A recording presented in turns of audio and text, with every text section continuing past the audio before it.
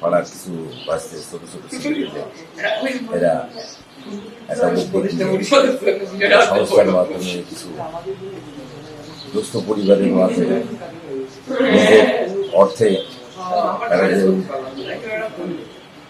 নিজের অর্থে যে গরিবদের মাঝে ঈদুল ফিতরের যে প্যাকেটগুলো দান করছেন, এতে আমরা সবাই আনন্দিত, সবাই খুশি।